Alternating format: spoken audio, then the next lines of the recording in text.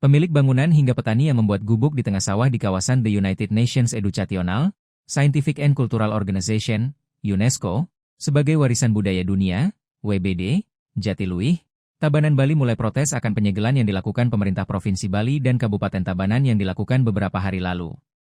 Protes yang dilakukan dengan memasang sejumlah seng di areal persawahan DTW Jatiluwih pada Kamis 4 Desember 2025. Seng dipasang secara kompak di tengah lahan persawahan milik pribadi dengan cara ditancap di pundukan sawah.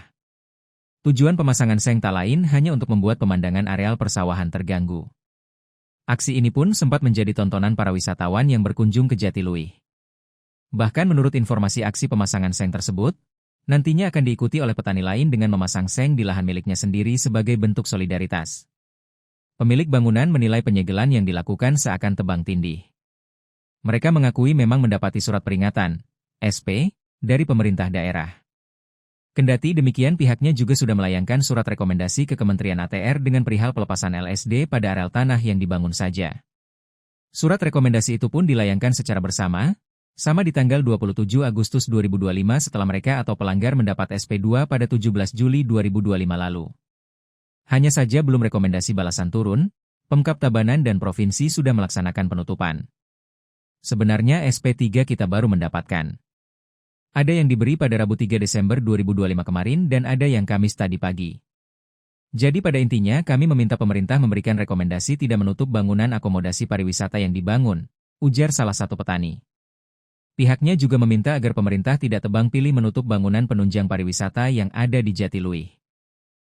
Sementara Nengah Darmika Yasa alias Pak Yogi yang sebelumnya warungnya disegel mengatakan, pemasangan seng bukan semata aksi demonstrasi, justru bentuk untuk menyelamatkan warisan budaya dunia di Jatiluwih. Bukan demonstrasi, ini bentuk penyelamatan. Soalnya kami sebut sebagai perusak lingkungan di media sosial. Lingkungan mana yang kami rusak? Tanyanya.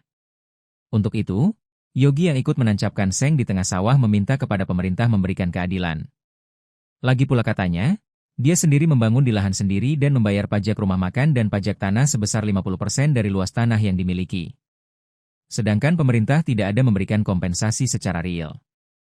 Saya bayar pajak lo di rumah makan saya, ucapnya.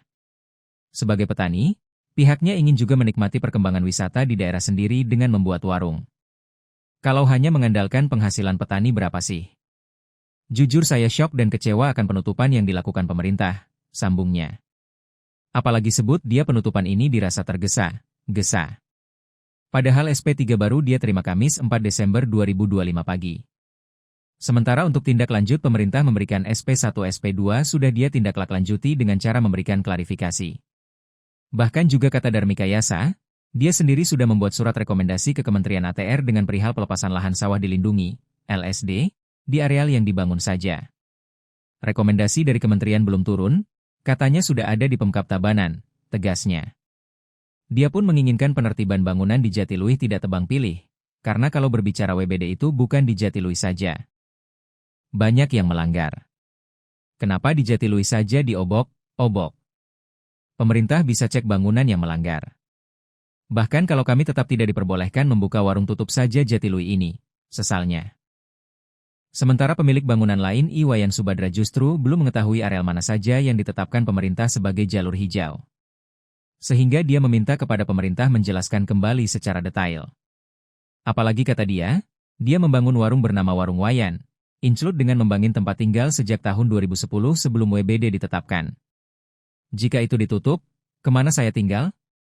Saya bangun ini bersama anak saya supaya anak saya tidak keluar bekerja, akunya. Untuk itu dia pun meminta kepada pemerintah membiarkan bangunan yang sudah ada alias tidak ditutup.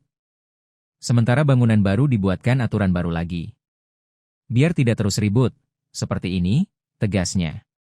Sekda Tabanan Gede Susila saat dikonfirmasi terpisah mengatakan aksi yang dilakukan pemilik bangunan tersebut sebagai bentuk aspirasi masyarakat. Dan terhadap permintaan dan harapan mereka akan disikapi dengan bijak. Ya kita dengarkan dan sikapi, dengan bijak baik dengan Pemkab Tabanan maupun Pemprov Bali, ujarnya singkat. Download Tribun X sekarang, menghadirkan lokal menjadi Indonesia.